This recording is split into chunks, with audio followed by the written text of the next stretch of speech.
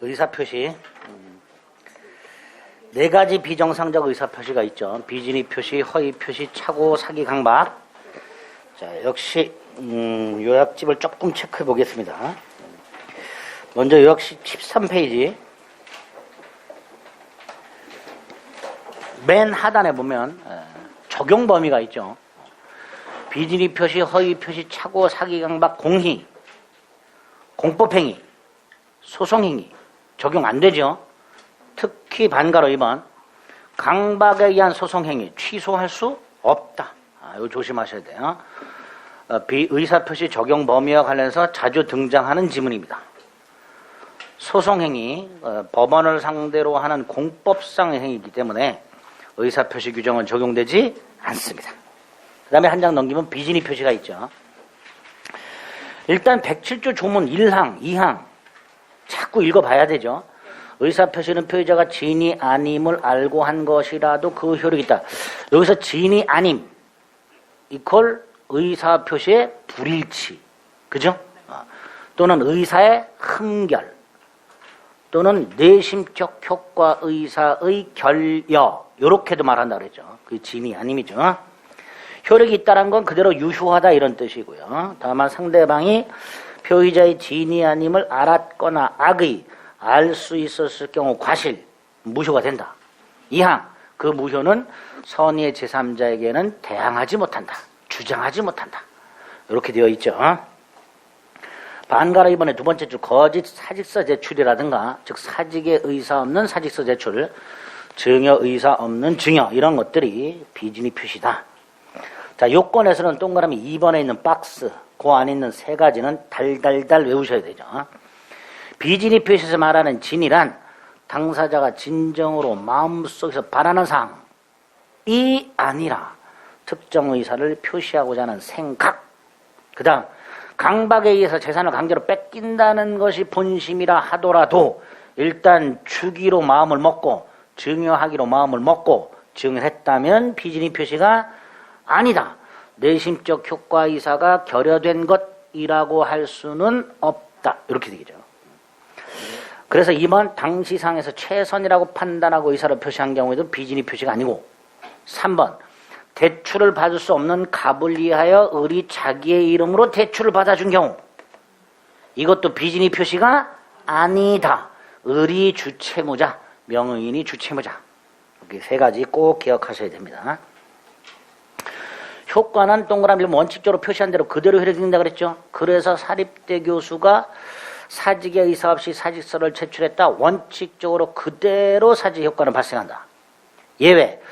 회사의 요구로 거짓으로 사직서를 냈다. 무효다.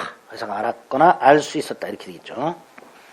그 다음에 선의의 제3자에게 대항을 못한다고 되어 있는데 오른쪽. 제3자는 기억, 선의이기만 하면 되고 무과실은 요구되지 않는다. 선의라면 과실이 있더라도 보호된다. 선의는 추정된다. 그래서 무효주장자가 제3자의 악의를 입증하라. 이렇게 연결된다 그랬어요. 디귿, 선의의 제3자가 스스로 무효를 주장하는 것은 무방하다. 괜찮다 그랬죠? 적용 범위와 관련해서는 동그라미 3번과 동그라미 5번을 기억하자. 동그라미 3번, 공법상 의사표시는 적용이 없다 그랬죠? 그리고 표시한 대로 그대로 유효하다. 그래서 국립대 교수가 거짓으로 사직서를 냈다. 상대방의 지부지를 묻지 않고 그대로 유효. 이렇게 되죠. 그리고 대리인이 배임적 의도로 대리 행위를 한 대리권 남용의 경우 상대방이 대리인의 배임적 의도를 알았거나 알 수 있었을 때 아까 봤던 107조 1항 단서 무효다. 이거를 그대로 적용한다. 그랬죠? 대리권 남용에 유추 적용된다 그랬습니다. 요 정도 확인하고 나중에 이제 사례 형태 가지고 효과를 한 번 더 정리하시면 됩니다. 통정 허위 표시는 가장 중요한 게 가장매매죠. 갑이 채권자의 강제집행을 면할 의도에서 친구 을과 짜고라는 말 대신 뭐 통정, 통모, 양해 이런 말도 쓴다 그랬죠. 매매를 가정해서 자신 땅을 을에게 이전 등기했다. 자, 갑이 채권자 A의 강제집행을 면할 목적으로 자신의 땅을 가장매매하고 등기를 넘겨줬다. 일단 갑을 간의 가장매매는 그냥 무효죠. 따라서 을등기도 무효고. 두 번째, 가장매매는 반사의 질서가 아니니까 갑이 을에게 등기를 넘겨준 것은 불법한 임급여가 아니어서 갑은 돌려달라고 할 수 있다. 즉 부당이득 반환 청구할 수 있다. 여기서 부당이득 반환 청구는 말소 등기 청구를 말하죠. 그죠? 말소 등기 청구할 수 있다. 그런데 을이 병한테 팔아먹었다. 병은 선이라면 소유권을 취득한다. 악의라면 소유권을 취득할 수 없다. 이렇게 돼요. 여기서 여기 또 나오죠. 무과실은 요구되지 않는다. 추정된다. 스스로 무효를 주장하는 것은 무방하다. 이렇게 되죠. 또 선의의 제3자와 거래한 사람은 선, 악, 불문하고 소유권 취득한다. 그 다음에 이제 채권자는 제3자, 선의의 제3자가 넘어가기 전에는 채권자 취소권 행사에서 취소할 수 있다. 선의의 제3자에게 넘어가면 못한다. 선의의 제3자에게 넘어갔다. 갑은 소유권을 상실했다. 을에게 손해배상이나 부당이득 반환을 청구할 수 있다. 이렇게 되죠. 을이 팔아먹었고 소유권을 상실했으니까 손해가 생겼단 말이죠. 그러니까 갑은 을에 대해서 부당이득 반환이나 손해배상을 청구할 수 있다. 이렇게 머릿속으로 그림 그려서 뭐뭐 할 수 있다 없다를 명확하게 머릿속에 담아 두셔야 됩니다. 자, 1번 을등기는 무효죠.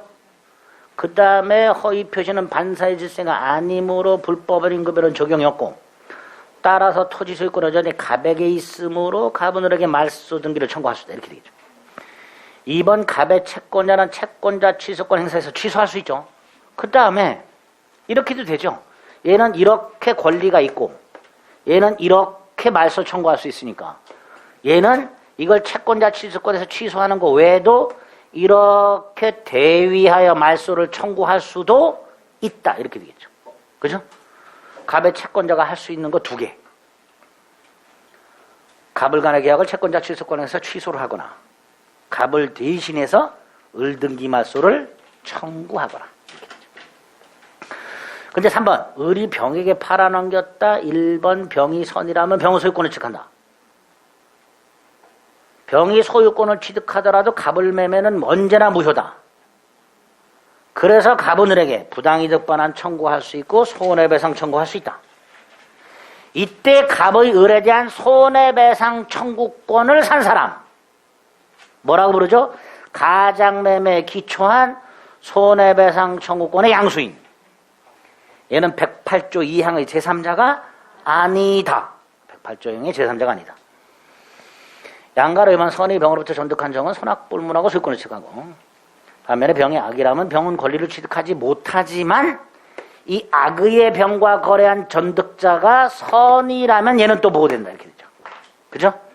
선의의 병과 거래한 사람은 선악불문하고 보호되고, 악의의 병과 거래한 정은 선이만 보호되고 악의는 보호받지 못하고, 이렇게 되겠죠. 그 다음에 비교해야 될 게 가장행위, 은닉행위죠. 갑이 을에게 증여를 하면서 증여를 숨기고 매매로 가장했을 때, 그리고 등기를 넘겨줬을 때 매매 무효, 증여는 유효, 등기도 유효, 무효, 유효, 등기도 유효. 등기가 유효한 건 을이 소유자라는 거죠. 그러니까 을이 병에게 팔아먹었을 때 병은 선, 악불문하고 소유권 취득한다. 이렇게 되죠. 가장매매와 가장의 은닉행위 반드시 구별해야 된다. 그 다음에 반가라 3번 요건에서 4번. 상대방과 통정통모 양의 합의가 있어야 되죠. 그래서 아까 대출을 받을 수 없는 갑을 위하여 을이 자기 이름으로 대출을 받는데 금융기관이 이러한 사정을 양해했다면 이게 통정이죠. 따라서 을병 대출 계약은 통정허위 표시로 무효니까 을은 채무자가 아니다. 이렇게 되겠죠. 양해라는 표현을 좀 기억하셔야 됩니다. 오른쪽 박스 안에 있는 건 아까 반복했던 것들이고요. 다시 한번 또 하나 확인할게요. 동그라미 3번이죠. 오른쪽. 108조 2항의 제3자가 아닌 놈들, 보호되는 제3자가 아닌 놈들, 허위 표시 무효로 대항할 수 없는 제3자가 아닌 놈들. 첫 번째 본인, 두 번째 가장매매에 기초한 손해배상 청구권의 양수인 가손양, 세 번째 채권을 가짜로 팔았을 때 기존 채무자, 쭉 내려서 일곱 번째 주식을 가짜로 팔았을 때 그 기존 주식회사, 그 밑에 상속받은 사람, 그 밑에 제3자를 위한 계약의 수익자. 요 정도는 암기해달라. 제3자가 아니다라는 거. 됐죠? 자, 우리는 지금 비정상적 의사표시 중에서 의사표시가 불일치하는 거 중에서 불일치한다는 것을 표의자가 알고 있는 거 두 개 본 거예요. 그죠? 비진의 표시와 허위 표시. 마지막이 뭐예요? 모르고 있는 경우. 요게 뭐예요? 착오. 109조 1항. 법률행위 내용에 중요 부분에 착오가 있을 땐 취소할 수 없다. 아, 취소할 수 있다. 중요 부분에 착오가 있어야 되는구나. 그냥 착오 안 되는구나. 두 번째, 중대한 과실이 있으면 취소를 못 하는구나. 그러면 의사표시가 불일치한다는 걸 모르고 있는 갑. 이 모르는 게 두 가지죠. 모르는 게 선이죠. 선이 무과실과 선이 과실. 근데 과실을 또 나눠서 경과실과 중과실로 나눠서 선이 무과실 취소할 수 있다. 선이 경과실 취소할 수 있다. 선인데 중과실 취소 못한다. 이렇게 되죠. 못한다. 그러니까 단순 과실만 나오면 조심해야 된다 그랬죠. 경과실하면 취소할 수 있고 중과실하면 취소를 못한다. 또 취소했다 하더라도 선의 제3자가 대응을 못한다. 착오 유형 중에서는 다음 페이지 넘어가서 동계착오를 좀 조심해야 된다 그랬죠. 법률 행위를 하게 된 이후에 착오가 있는 경우, 공장을 지으려고 이게 동기, 뭐뭐 하려고 이게 동기, 땅을 샀는데 공장을 지을 수가 없더라. 이런 게 동계착오. 원칙적으로 착오가 아니다. 다만 예외.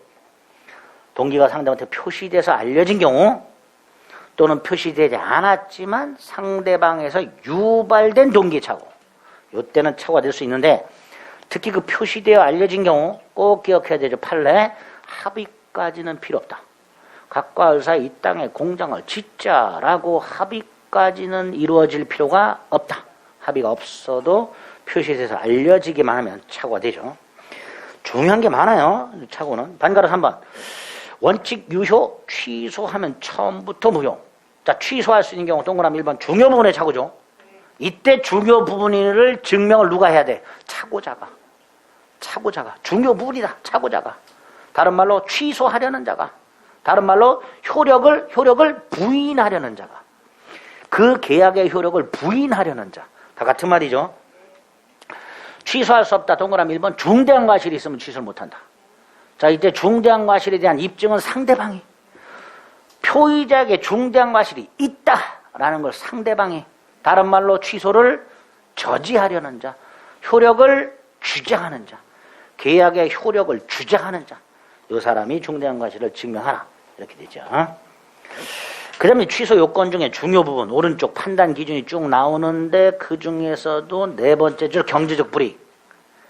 그러니까 착오자가 경제적 불이익을 입은 것이 아니다. 중요 부분이 아니다. 이렇게 되겠죠. 그래서 박스 안에 있는 거 외워야 되죠. 5번째까지는 외워야 된다 그랬어요. 시가착오, 면적착오, 생각했던 지분이 부족한 경우, 소유자 착오, 보증인이 보증계약을 하면서 채무자 부동산에 가압류 등기가 없다고 착각하고 보증계약을 했는데 있더라. 있는데 그게 원인 무효 등기더라. 가압류 등기 원인 무효. 공동상속인을 단독상속인으로 착각하고 소유권을 돌려주기로. 공동상속, 단독상속. 이런 말들이 나오면 이건 중요 부분이 아니다. 취소할 수 없다. 이렇게 연결해서 같이 기억해 주셔야 되죠. 반면에 중대한 과실과 관련해서는 뭐 제대로 알아보지 않은 게 중대한 과실이죠. 관할관청에 문의하지 않거나 전문가를 통하지 않고 거래하거나. 니은 A. 중대한 과실이 있다. 취소할 수 없다. 2개. 공장을 신축하려는 자가 관할관청에 신축 여부를 문의하지 않은 거하고 관련 판례. 공인중개사 등과 같은 신뢰성 있는 중개기관을 통하지 않고 개인적으로 거래. 그런데 두 번째 줄 임야도 등을 확인. 세 번째 줄 그러한 조치를 전혀 취하지 않아. 즉 개인적으로 거래하면서 공적 장부를 제대로 확인하지 않아. 이게 중대한 과실이죠. 반면에 비중대한 과실이 없는 거 역시 두 개. 고려 청자가 아닌 도자기를 청자로 착각하고 고가로 매수한 경우하고 두 번째 줄 중개인의 말을 믿고 전문가 말을 믿고 이때는 중대한 과실이 없다. 취소할 수 있다. 이렇게 되겠죠. 자, 그 다음에 중요 부분에 착오가 있다 하더라도 중대한 과실이 있으면 취소를 못하죠. 여기 예외. 중대한 과실이 있어. 취소를 못해. 그런데 상대방이 착오자의 착오를 이용했어. 이때는 중대한 과실이 있더라도 취소할 수 있다. 이렇게 되죠. 디귿. 최근에 아주 잘 나오는 지문이죠. 반가로 5번. 갑이 을과의 계약을 한 다음에 착오를 이유로 취소하면 상대방에게 손해가 생긴다. 배상해야 되느냐? 배상할 필요 없다. 없다. 배상 책임 부정. 불법행위 아니다. 다음 페이지 7번. 동그라미 2번. 담보 책임. 을이 갑으로부터 물건을 샀는데 물건에 하자가 있어. 그 하자가 없다고 착오하고 샀어. 이때는 일단 매매 가면 하자 담보 책임이 있죠.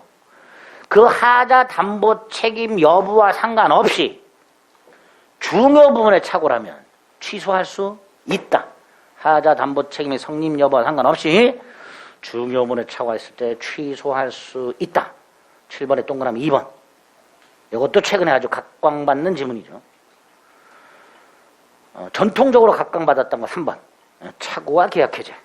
매도인이 매매 계약을 적법하게 설령 해제했다 하더라도 매수인은 착오 취소할 수 있다. 착오는 나오는 지문들이 딱 정해져 있어요. 답으로 나오는 게. 지금 체크해드린 거 양이 좀 많더라도 정확하게 기억하셔야 됩니다. 마지막으로 각과 을이 계약을 하면서 우리 중요 부분에 착오가 있다 하더라도 취소는 하지 않기로 하자라고 특약. 이걸 뭐라 그러죠? 착오에 의한 취소권을 배제하는 특약. 유효. 그러니까 착오 취소권 배제 특약이 있다면 중요 부분에 착오가 있다 하더라도 취소할 수 없다. 이렇게 결론이 나오겠죠. 그런 게 딱 머릿속에. 그러니까 끝이 이제 뭐 있다 없다인데 이제 가운데 뭐가 들어있냔 말이에요. 이거 갖고 있다가 없다로 바뀌기도 하고 없다가 있다로 바뀌기도 하고 그러죠. 그런 걸 자꾸 눈여겨봐서 정확하게 기억을 하셔야 돼. 그러니까 지금은 알았다 하더라도 내일 가면 또 까먹는단 말이죠. 이게. 반복을 자꾸 해야 되는 거예요. 훈련도 중요하고 반복도 중요하고 이 착오까지. 의사표시 불일치하는 거. 의사의 흠결, 비진이 허위 표시 착오. 자, 어떤 문제가 나오는지 보겠습니다. 32페이지. 1번. 지인이 한 의사표시에 관련된 제107조 규정의 적용과 관련된 거.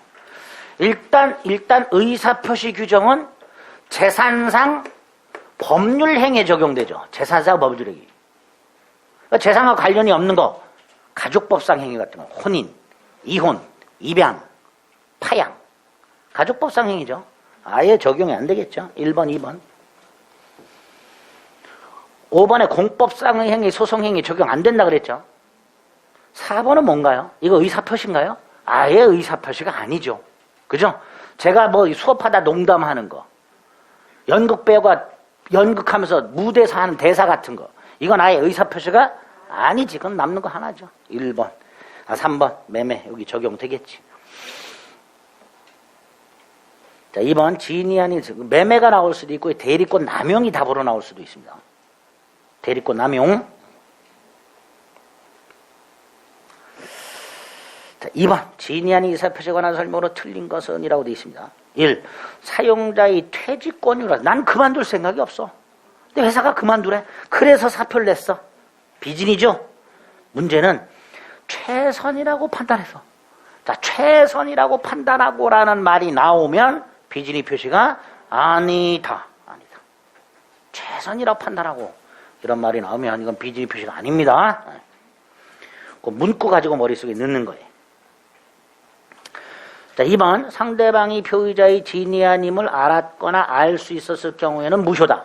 주문 그대로. 3번 아까도 말씀드렸듯이 상대방의 선의 무과실, 상대방이 악의 또는 과실이 있으면 무효, 상대방이 선이 무과실이라면 유효. 요거 추정된다 그랬죠. 거기 요거죠. 3번 상대방이 표의자의 진위 아님을 알았거나 알 수 있었다는 것, 즉 악의 또는 과실은 누가 입증하라?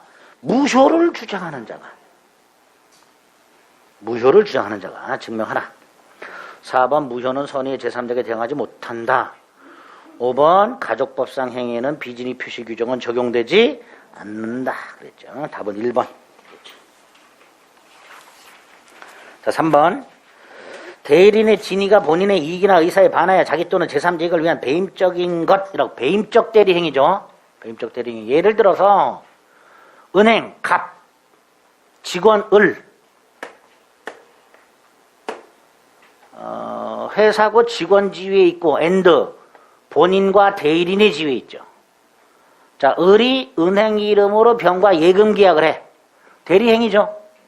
그런데 이 돈을 받아가지고 개인적으로 사용하거나 친구에게 개인적으로 빌려줘. 개인적으로 사용했다. 자기의 이익 도모. 친구에게 빌려줬다. 제3자 이익 도모. 이렇게 대리행위를 하면서 본인이 아닌 자신 또는 제3자 이익을 도모하는 행위. 이걸 뭐라 그래요? 배임적 대리행위 이렇게 보죠. 그런데 배임적이긴 하지만 대리행위가 있으니까 원칙적으로 누구한테 효력이 생겨?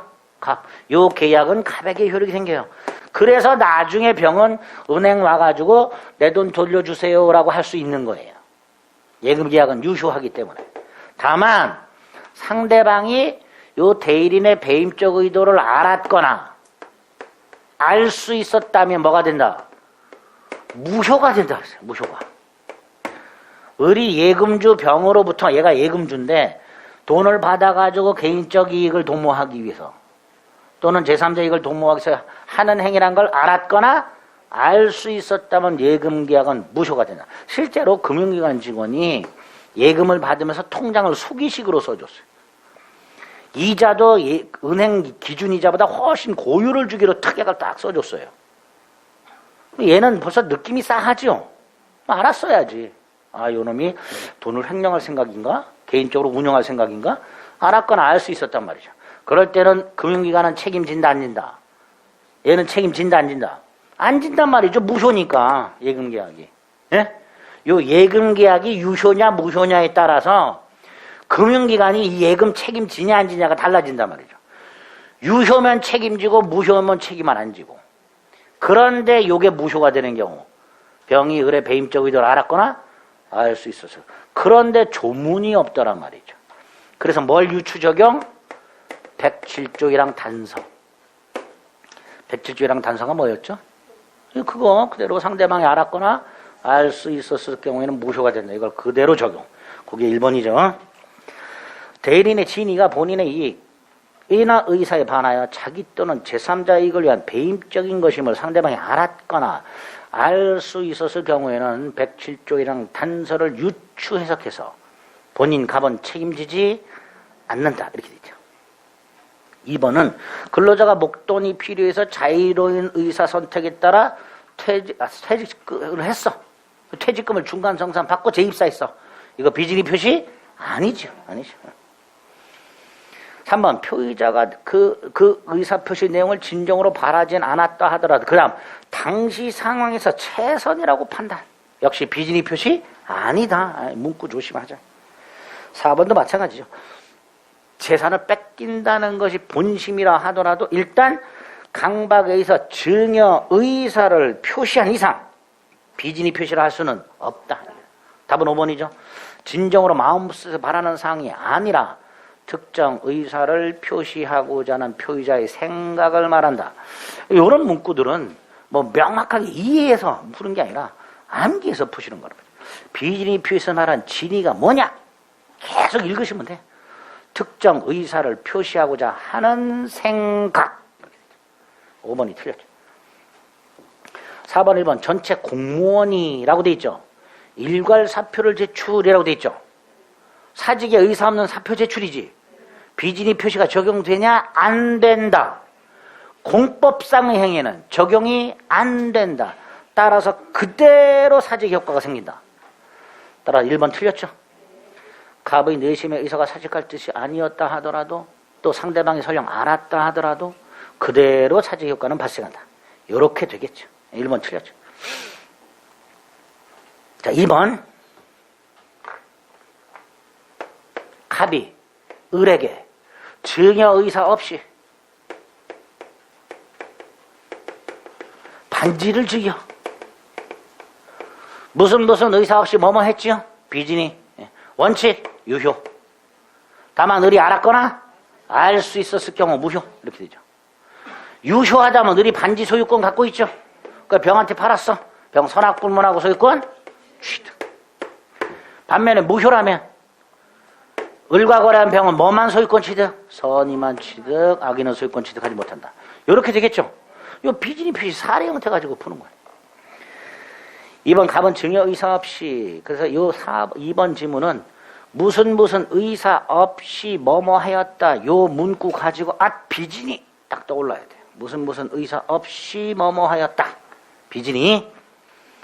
자, 을이 그것을 병에게 매도했습니다. 그런데 을이 선이 무과실이랍니다. 을이 선이 무과실한 건 뭐란 거죠? 비진이 표시는 유효라는 거죠. 따라서 병은 선악 불문하고 소유권을 취득하죠.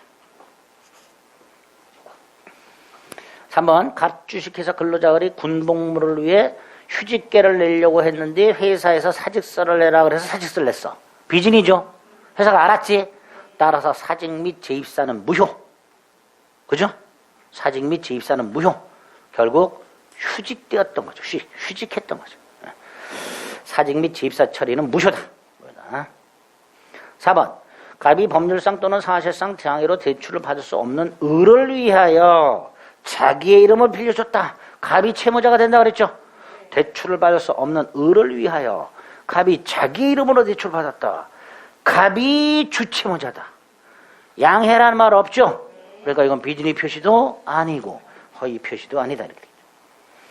자, 5번 또 나왔네요. 비진이 표시가 무효라고 주장하는 경우 그 사람이 증명하라. 자, 5번. 좀 전에 말씀드렸고 사례 형태. 갑이 을에게 증여 의사 없이 동산을 주었다라고 돼 있죠. 이거죠. 갑이 을에게 증여 의사 없이 줬다라고 돼 있어요. 그럼 나누자. 을이 선이 무과실이라면 유효. 을이 알았거나 알 수 있었다면 무효. 이렇게 되죠. 그러니까 이렇게 증여 의사 없이 뭐뭐 해왔다라고 말이 나오면 상대방이 선이 무과실이냐 악의 또는 과실이냐로 구별해야 돼. 그래야 법률관계가 달라지니. 자, 1번 을이 악의래요. 을이 악의라면 무효죠. 병은 소유권을 취득할 수 없다. OX. X죠. 나눠야지. 병이 선이라면 소유권을 취득할 수 있다. 악의라면 소유권을 취득할 수 없다. 나눠야 되죠. 병을 아무 구별도 하지 않고 소유권을 취득할 수 없다라고 해서는 안 되지요. 그죠? 2번 을이 선이라면 을이 소유권을 취득한다. 자, 을이 선이라면 소유권 취득하나요? 불분명하죠. 을이 선이 무과실이어야 소유권 취득하죠. 그죠? 단순히 을이 선이라면 소유권을 취득한다. 불분명해요. 2번은. 그런데 3번을 봤더니 을이 선이 무과실하면 을이 소유권을 취득한다. 이게 답이죠. 이게 답이 되는 거예요. 4번 을이 선이 무과실하면 소유권을 취득하니까 병은 선악불문하고 소유권 취득한다. 병은 선악불문하고 소유권 취득한다. 4번 틀렸고요.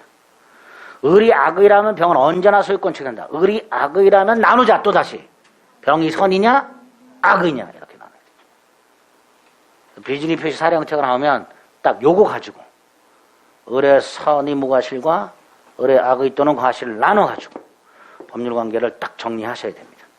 됐죠? 자, 6번 진의한 의사 표시와 통정의 표시거나 설명으로 옳은 것을 골라라. 동그라미 1번 표의자가 진정으로 바라진 않았지만 당리시상에서 또 나와서 최선이라 판단하고 비진이 표시 아니다. 2번 의사표시 효과와 그 의사표시로 달성하려는 경제적 목적이 서로 다르다. 것만으로 그 의사표시는 무효가 된다. 뭔 소리예요? 몰라. 또 모르는 게 하나 등장했어요. 간만에. 3번 통정허위 표시 무효는 무과실 제3자에게 대항할 수 없으며 무과실에 대한 증명책은 제3자에게 있다. 맞아요? 무과실이 아니라 선이죠. 선이. 무과실은 선이 무과실을 말하는데 108조에는 그냥 선이라고 돼 있죠. 그러니까 이거 틀렸죠. 일단은. 4번 통정허위 표시 당사자 사에서는 무효죠. 가장매매 당사자 사에서는 무효. 그 다음에 5번 통정허위 표시에 의한 소비재차에서 발생한 가장채권을 가압류한 자는 통정허위 표시 무효로부터 보호되는 제3자가 될 수 없다. 처음 보는 거야 이것도. 그죠? 예? 뭘 처음 봐. 아까 제3자 아닌 놈들 여선도 외웠잖아. 예? 본인, 가손양, 채무자 주식회사, 상속인 제3자, 그 제3자 아닌 놈의 가장채권 가압류한 자 있었어요? 없었어요? 없었어. 그럼 이놈은 제3자. 다 제3자다. 얘가 누군지 몰라. 우리는 만난 적도 없어. 만난 적 없죠. 하지만 제3자가 된다라는 걸 알아. 어떻게? 아닌 놈들 알아 우리가.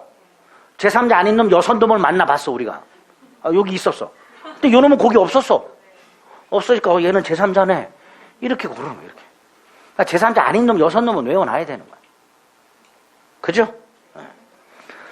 답은 일단 1번이고 그럼 2번만 문제가 됩니다. 이 2번은요. 이런 거예요. 갑이 병한테 채권을 갖고 있는데요. 돈을 갚을 때가 되니 안 갚아요. 얘는 갚으라고 쏴야 되는 쪼질 못해요. 왜? 강호동이야. 얘는 유재석이야. 강호동한테 돈 갚으라고 그랬다간 해도록 당하겠죠. 그러니까 돈 달라 소리를 못해. 그래서 최홍만을 찾아가서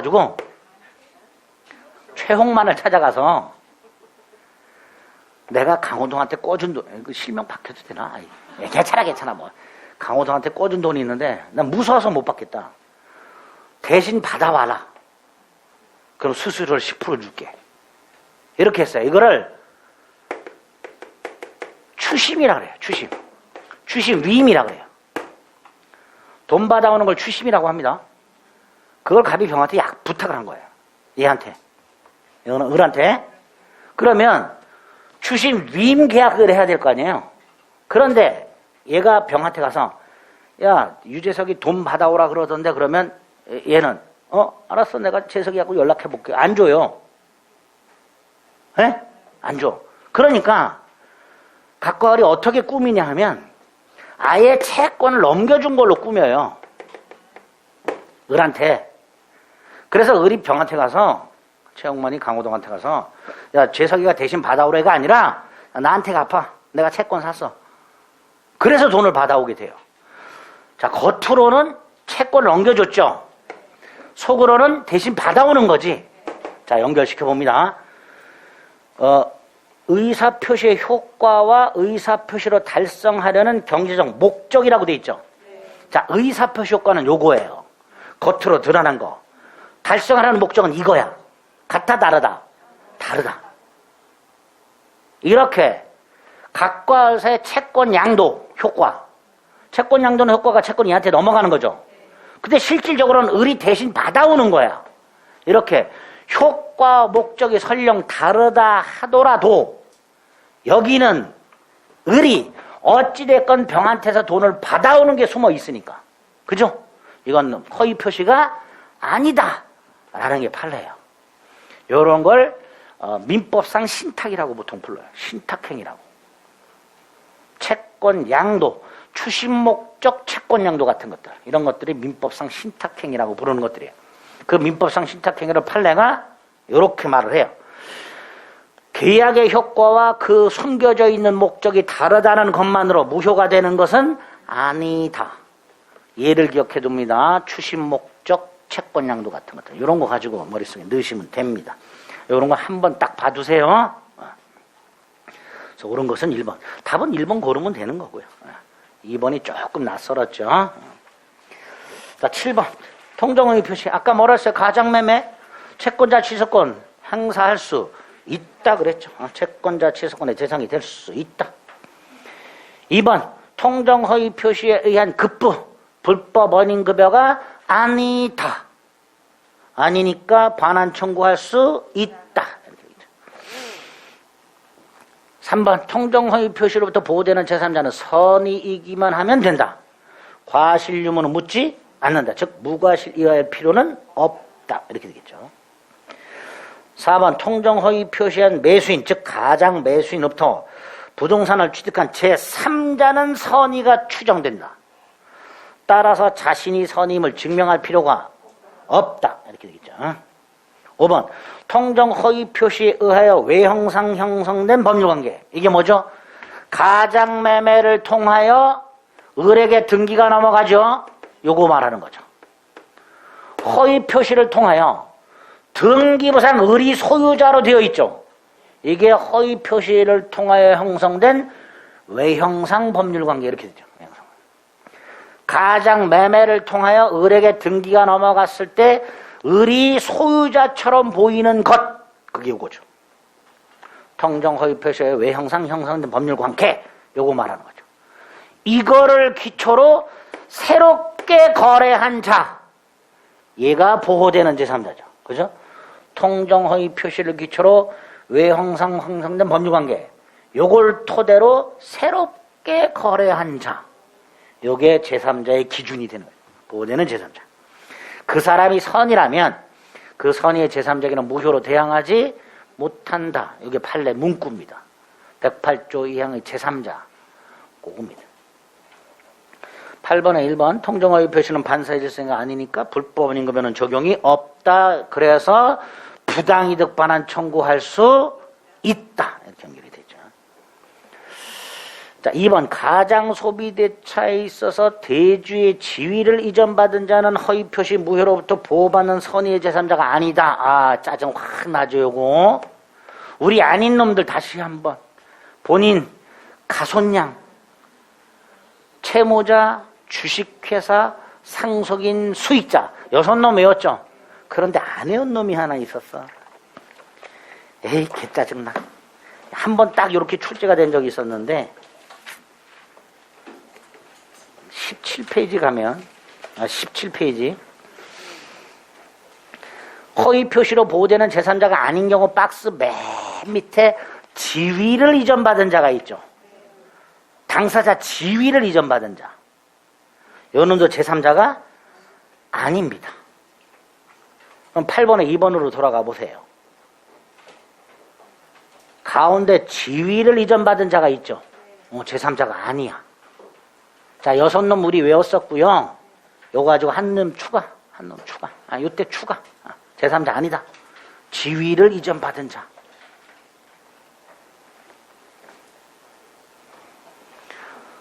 자, 3번. 허위 표시를 기초로 이해관계를 맺은 선의의 제3자에게는 누구도 무효로 주장 못하죠.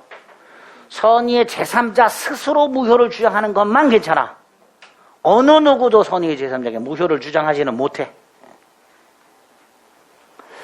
자, 4번. 부동산 가장양수인이라고 되어 있습니다. 각과세 가장매매했어요. 얘가 가장양수인이죠. 그죠? 예? 얘와 거래해서 저당권을 취득했어. 선의야.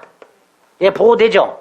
문제는 을이 팔아먹었을 때 선의병에게 선의병이 소유권을 취득하니까 소유권 등기도 얘한테 넘어가요. 따라서 갑은 을에게 소유권 등기 말소를 청구할 수가 없어. 그죠? 근데 지금 요 경우에는 병이 소유권 등기를 넘겨받은 게 아니라 뭘 넘겨받았어요? 저당권을 저당권. 그럼 소유권 등기는 어제 누구한테 있어요? 말소 청구할 수 있다 없다? 있다죠. 말소 청구할 수. 요거 말소 시키더라도 요건 말소 된다 안 된다? 안 된다죠. 그래서 우리 가장매매 문제 중에서 가장양수부터 매매가 아니라 저당권을 설정받은 경우가 나온 적이 있었어요. 고지분이. 저당권을 설정받았다면 소유권 등기는 여전히 누구한테 있다? 을한테 있다. 따라서 일단 갑은 을에게 말소 등기를 청구할 수 있다. 이렇게 됩니다. 4번. 가장양도인은 가장양수인으로부터 등기 명의를 회복할 수 있다. 그래서 소유권 등기를 갑이 회복을 하더라도 선의의 저당권은 소멸하지 않는다. 보호된다. 이렇게 되겠죠. 4번이 틀렸죠. 조금 지문이 까다로웠어요. 5번 표의자는 허위 표시를 기초로 권리를 득한 선의의 제3자와 다시 거래한 전득자. 선의의 제3자와 거래한 전득자는 악의라도 보호된다. 엄폐물의 법칙이죠. 따라서 그 악의 전득자에게도 무효로 대항하지 못한다. 이렇게 됩니다. 8번에 2번과 4번을 좀 조심하세요. 아닌 놈 한 놈 추가 지위를 이전받은 자. 4번 가장 양수인과 매매가인인 저당권을 설정받았다면 소유권 등기는 여전히 을에게 있으니까 일단 가만 말소 등기를 청구할 수 있다. 요거는 기억합니다. 따로 매매가 아니라 저당권 설정받은 경우. 9번에 1번 강제집행을 면할 목적의 명의신탁 부동산 실권리자 명의등기에 관한 법률이라는 강행규정을 위반했을 뿐 반사회 질서니까 아니니까 불법 원인급여는 적용되지 않는다. 이렇게 되겠죠. 불법 원인급여는 적용되지 않는다. 2번 통정허위 표시에 기초하여 새로운 이해관계를 가지게 된 제3자는 선의로 추정된다 그랬죠. 따라서 제3자 무효를 주장하는 자가 그 제3자의 악의를 입증하라 그랬습니다. 자, 3번. 3번. 이거는 따로 좀 기억해달라 그랬죠. 갑과 을 사이에 가짜 소비대차. 가짜로 돈 빌려주는 계약. 그래서 갑이 가짜 채권자. 을이 가짜 채무자. 갑은 을에게 가짜 채권을 갖고 있어. 이 상태에서 가장대주가 파산을 하고 파산 관제인이 선임이 됐을 때 이 파산 관제인은 갑의 포괄 승계인. 무슨 승계인? 포괄 승계인. 그럼 제3자가 아니어야 되는데 제3자. 포괄 승계인이지만 제3자. 판례가. 파산 관제인은 포괄 승계인이지만 제3자. 또 하나 기억할 거. 파산 관제인의 선악. 파산 관제인 가지고 판단하는 게 아니라 갑의 채권자. 전원이 악의여야 파산 관제인도 악의. 한 사람이라도 선이라면 파산 관제인은 선이. 이렇게 되죠. 파산 관제인을 가지고 선악을 판단하는 게 아니란 말이에요.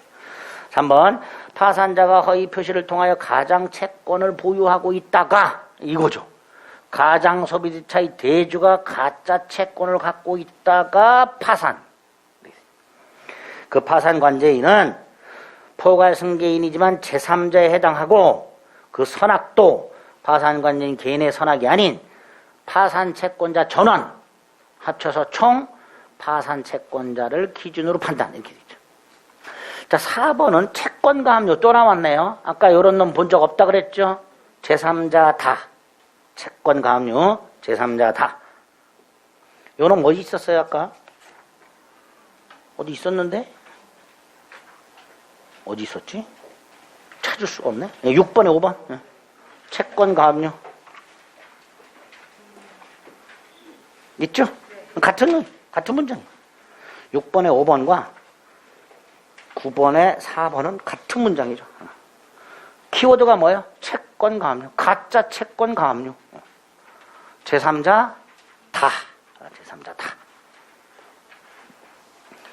5번. 아까 가장행위, 은닉행위 증여하면서 매매로 가장했을 때 매매는 가장행위로 무효지만 증여는 은닉행위고 요건을 갖추면 유효. 그렇죠. 그러니까 5번 틀렸죠. 은닉행위가 요건을 구비하고 있다면 그 은닉행위는 무효가 아니다. 그러니까 5번. 10번. 이렇게 안 나와요? 이렇게 안 나와요? 왜 이렇게 갑자기. 허위 표시에 관해서 기출됐던 다른 자격증에 기출됐던 문제들을 모아가지고 박스에 넣어버렸어요. 한꺼번에. 이렇게 안 나와요? 많이 나와야 4개, 5개 박스 안에. 자, 기억. 통정 허위 표시 요건이 뭐였었죠? 의사표시가 있을 것, 의사표시가 불일치할 것, 불일치를 알고 있을 것, 상대방과 통정, 통모, 양해 합의가 있을 것, 다 이거죠. 왜 허위 표시했을까? 그 동기나 이유 따위는 묻지 않는다. 요건이 아니다. 그게 기억이죠. 통정 허위 표시 요건으로 제3자를 속이려는 동기나 목적이 존재할 것이 필요하다. X, 필요 없다. 이건 요건이 아니다. 니은, 제3자 선의는 추정된다. 옳은 지문이죠. 무효 주장자가 제3자 하기를 입증하라. 디귿, 제3자에 대항하지 못한다. 그런데 채권 가장량도 채무자는 제3자가 아니다. 아니다. 그죠? 본인 가손량 채무자 주식회사 상속인 수익자. 그 다음에 좀 전에 봤던 지위 이전 받은 자. 아니다 그랬죠. 미음, 동일인 대출 한도를 제한하는 법령을 피하기 위해서 어쩌고 저쩌고 봤는데 구문기간에 양해하에 형식상 제3자를 채무자로 그럼 통정허위 표시라고 그랬죠. 양해라는 말이 있기 때문에 통정허위 표시로 무효다. 무효다. 그러니까 미음 틀렸고요. 비음, 우와 뭐야 이거 도대체. 임대차 보증금 반환 조건을 담보할 목적으로 임차인 임대인 제3자 사이의 합의에 따라 임대차 목적물에 관하여 제3자 명의 전세권 설정 등기를 격려하고 그 전세권의 근저당권이 설정된 경우 임대인의 선악을 묻지 않고 근저당권자에게 전세권 설정 계약이 허위 표시에 대해서 무효임을 주장할 수 있는가? 뭔 소리야 도대체? 뭔 소린지 그죠? 몰라요 지금. 자 그런데 우리 옳은 것 고르라고 그랬죠. 근데 기억 틀렸고 미음 틀렸었죠. 그러면 여기서 밑에 기억 미음 들어있는 걸 일단 제껴야지. 제끼면 돼. 1번 제껴, 3번 제껴, 5번 제껴. 그럼 남는 건 2번하고 2번도 있구나. 그럼 4번만 옳은 거네요. 그죠? 기억 들어있는 거, 미음 들어있는 거 제끼고 답이 4번이네. 뭐야 이것도. 짜증나. 벌써 2개나 오타가 있어. 개 짜증나. 에이. 일단 기억 미음은 틀렸으니까 기억 미음 들어있는 거 빼버리면 남는 거 하나잖아요. 그렇죠? 니은 디귿 리을 시옷 이렇게 되죠. 자 시옷은요. 일단 부부나 부모 자식 간의 매매가 있으면요. 가장 매매를 추정을 해버려요. 특수한 이 관계가 있는 사람들끼리 매매가 있으면요. 가장 매매로 추정을 해버려요. 판례가. 부부가 또는 부모 자식 간에 매매가 있다면 가장 매매로 추정한다. 이게 판례입니다. 간단히 이건 한번 보고 넘어가시면 돼요. 자 이제 미읍 비읍이 문제입니다. 갑이 이거 그냥 이해하고 넘어가시면 돼요. 그냥 임대인 임차인 임대인 임차인 보증금을 1억을 준 게 있어. 그런데 이걸 돌려받기 위해서 보증금 반환 채권을 담보할 목적으로 임차인 임대인 제3자 사이 자 병 합의에 따라서 전세권 설정 계약을 하고 그 목적물에 대해서 얘 이름으로 전세권 설정 등기 이름으로 얘가 지금 전세권자로 요 목적물에 등기가 된 거예요. 그런데 요 전세권을 담보로 병이 돈을 빌리면서 저당권이 딱 설정된 거야. 요 경우. 지금 요 전세권 설정 계약은 허위 표시로 무효입니다. 오른쪽 해설을 보면 보증금 반환 채권을 담보로 제3자 사이의 합의에 따라 목적물에 의해서 제3자 명의로 전세권 설정 등기를 격려했다고 돼 있죠. 그런데 우리 전세권이 성립하려면 전세권 설정 계약과 전세금 지급과 전세권 등기가 있어야 되죠. 근데 지금 갑병 사이에는 전세권 계약이 없어요. 병이 갑에게 전세권을 준 적도 없습니다. 따라서 을이 갑에게 지급한 보증금 반환 채권을 담보할 목적으로 예를 들어서 갑과 을이 전세권 계약을 하고 을이 보증금을 전세금으로 가름하고 을의 이름으로 전세권 등기하는 것과 한게 괜찮아요. 그런데 이렇게 제3자 이름으로 전세권 등기하면 이건 원칙적으로 허위 표시로 무효입니다. 그죠? 이때 이 저당권자 정. 이게 무효지만 이걸 담보로 돈을 빌려줬으니까 제3자가 되는 거예요. 얘는. 그죠? 선이라면 보호 되는 거야. 제3자 명의 전세권 등기가 이게 허위 표시가 되고 이게 무효가 되는 거예요. 그걸 기초로 정이 새롭게 이해관계를 맺은 거란 말이에요. 그럼 얘는 선이라면 보호되는 제3자가 되는 거예요. 그러면 다시 돌아가 봅니다. 근저당권이 설정되었을 때 임대인은 선악을 분문하고 근저당권자에게 무혐을 주장할 수 있다. 지금 얘 선이라면 보호된다 그랬죠? 얘는 악이라면 보호 안 되지?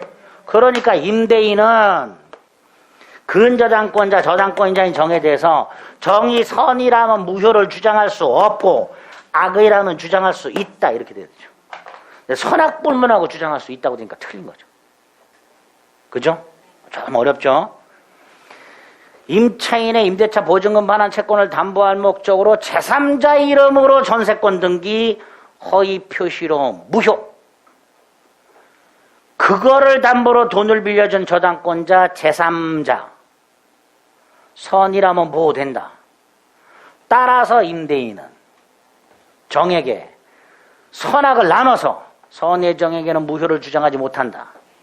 악의 정에게는 무효를 주장할 수 있다. 이렇게 나눠서 지문이 나와야 됩니다. 그죠? 그래서 틀린 지문이 됩니다.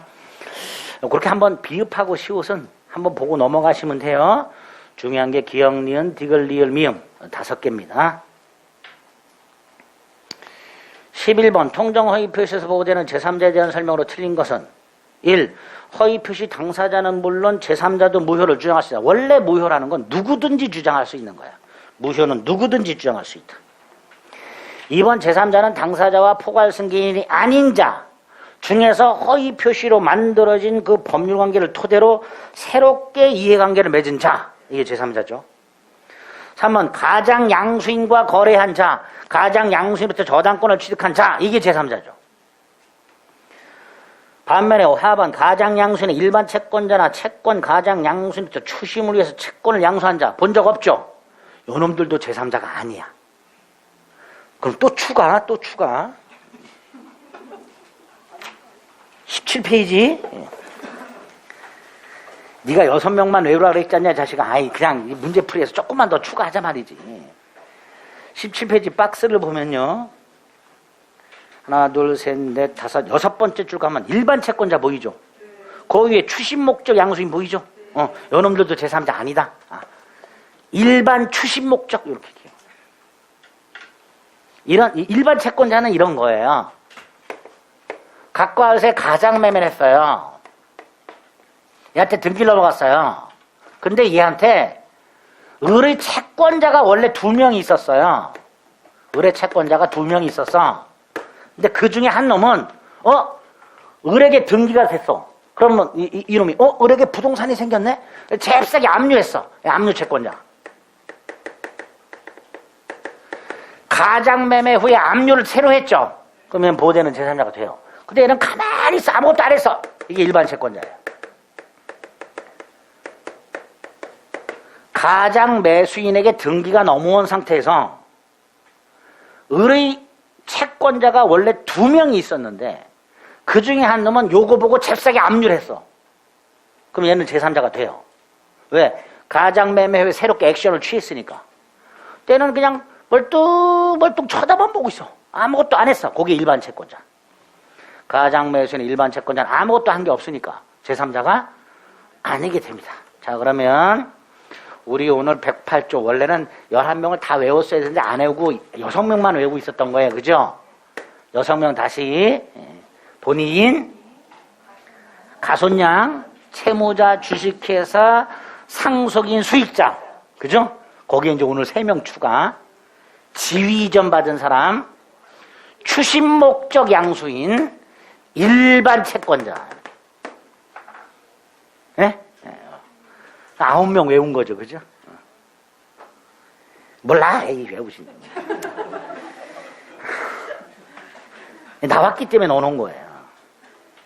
그래서 4번 일반 채권자나 추심 위에서 양수한 사람은 제3자가 아니다.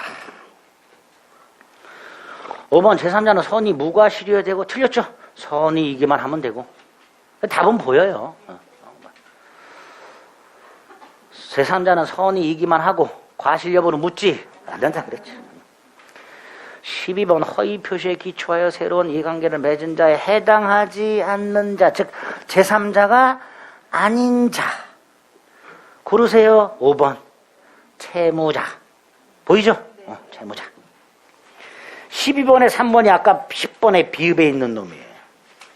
12번에 3번 허위 표시인 전세권 설정 계약에 기초해서 등기까지 마쳐진 전세권자에 대해서 저당권을 취득한 자, 그게 10번의 비읍, 그놈이에요. 선이라면 뭐 된다 그랬죠? 제3자 되는 거예요. 그러니까 이 제3자인지 아닌지를 하나하나 이해하려면 이런 10번의 비읍 같은 판례를 하나하나 이해를 해야 돼. 그거 이해했어. 머리 남아있냐? 안 남아있어. 그러니까 외워. 이미 외운 제3자 아닌 놈 6놈에다가 오늘 세 놈만 추가해서 더 기억해 주세요. 됐지요? 네. 13번도 또 있네. 제3자가 될 수 있는 자를 고르래. 우리 아닌 놈들 알고 있죠? 아닌 놈들 찾아 빨리. 6놈, 9놈 찾아. 본인, 가손량, 채무자, 주식회사, 상속인, 수익자, 지위, 추심 목적. 마지막으로 일반 채권자. 찾아. 있어 없어? 없어. 답 5번. 이렇게 되죠. 아무리 찾아도 없어. 그럼 답은 5번. 아는 놈을 찾아봤어. 없어. 그럼 다. 이렇게 되죠. 답이 5번. 그죠? 그렇게 고르는 거예요. 41페이지 박스에 넣어놨네. 아이고야. 괜히 요약설 찾았네. 자, 14번. 채무 초과 상태에 있는 을은 채권자 갑의 강제 집행을 면하기 위하여 병과 짜고. 아니 왜 갑이 병과 짰나요? 을이 아니라. 이렇게 그러지 말고 사람이 바뀌었다고 해서 틀린 문제라고 자꾸 우기시는 분들이 계시는데, 갑이 꼭 을하고 가장매매해야 돼? 병하고 할 수도 있죠. 갑의 채권자는 꼭 A여야 돼? 을일 수도 있죠. 이렇게 되죠. 그죠? 채무 초과 상태는 을이구나. 또 채권 또 을이야. 또 채권자는 또 갑이야. 아이. 이렇게 바뀌어서 나올 수도 있어요, 사람이. 우겨. 왜 사람이 바뀌었냐고. 자, 채무 초과 상태인 을은 채권자 갑의 강제병을 면하기 위해서 병과 짜고 자기 소유 부동산을 병에게 가장매매하고 등기를 넘겨줬다. 가장매매 당사자가 을병입니다. 그죠? 을병입니다. 1번 을병사의 매매는 허위 표시로 무효죠. 2번 갑은 을병사의 계약을 채권자 취소권 행사할 수 있지. 그죠? 3번 을이 병에 대하여 소유권 이전 등기 무효를 주장하는 것은 신의 측에 반하지 않는다. 을이 병에 대해서 무효를 주장한다라고 돼 있어요. 주장할 수 있어요, 없어요?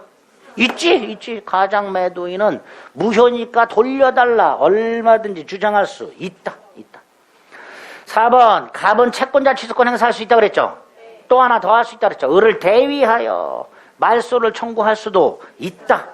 그게 4번이었죠. 4번 틀렸네요. 말소 청구할 수 있다. 5번 병이 부동산을 다시 선의 정에게 팔아먹었다. 그럼 선의 정은 소유권 취득하죠. 갑은 통정 허위 표시를 이유로 정명의 등기 말소를 청구할 수 없고, 이때 정은 선이 이기만 하면 족하고 과실이 있는지 없는지는 따질 필요가 없다. 옳은 질문이죠. 틀린 거 4번. 자, 그래서 4번 다시 한번. 가장매도인의 채권자는 둘 중에 하나. 채권자 취소권 행사에서 취소하거나 을을 대위하여 말소 등기를 청구하거나 할 수 있다고 그랬죠. 답은 4번. 15번 갑은 을과 통모하여 허위의 매매계약을 체결하고 을에게 소유권 이전 등기를 해줬다. 갑을 간에 가장매매가 있다. 등기를 넘겨줬다. 사람만 바뀌었죠. 기억, 갑을 매매는 무효죠. 니은 갑은 을 등기 말소 청구할 수 있지. 디귿 을이 선의의 병에게 매각을 했어. 병 소유권 취득하고 병의 선의는 추정되죠. 자, 이때 선의의 병이 다시 악의의 정에게 넘겼어. 악의의 정, 소유권 취득하지요. 엄폐물의 법칙, 정은 소유권을 취득한다. 이렇게 되겠죠. 옳은 것 몇 번이에요? 기억, 디귿, 리을 이렇게 되겠죠. 디귿, 리을. 자, 16번. 가본 채권자 거래 강제 집행을 면할 목적으로 자기 소유 부동산을 병에게 가장양도. 사람이 왜 이렇게 자꾸 바뀌어 짜증나게. 이렇게 되죠. 채권자 거래 강제 집행을 면할 목적으로 병과 가장매매. 이렇게. 병은 다시 정에게. 선의의 정. 여기에 제3자죠. 이렇게 되죠. 1번 을은 정에게 말소 청구할 수 없지요.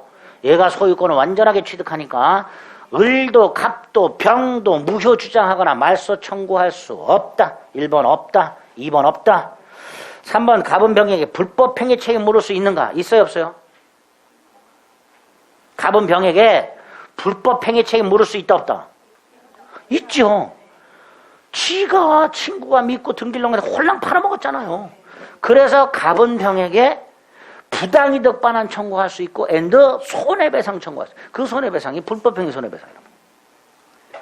따라서 불법행위 책임을 물을 수 있다. 부당이득 반환 청구할 수 있다. 그죠? 3번의 불법행위 책임이 바로 손해배상 책임을 말합니다. 병이 홀랑 팔아먹어서 갑이 소유권을 상실했으니까 갑은 병한테 야 이놈아 손해를 배상해라 청구할 수 있단 말이죠. 4번 야 이놈아 정한테서 받은 돈 내놔라 부당이득 반환 청구할 수 있다. 이렇게 됩니다. 5번 선의의 정의 무효 주장할 수 있다 없다? 있다. 선의의 제3자가 무효를 주장하는 것은 무방하다. 그죠? 무방하다. 17번 갑과 을이 서로 통정하여 갑소유주택을 을에게 매도하는 계약을 허위로 체결하고 이전등기를 마쳤다. 을은 자기 채무 담보 목적으로 저당권 설정했다. 자, 팔아먹은 게 아니죠. 저당권 설정한 거야. 아까도 잠깐 말씀드렸지만 갑과 을이 가장매매를 했는데 을이 선의의 정에게 병에게 저당권을 설정해줬다.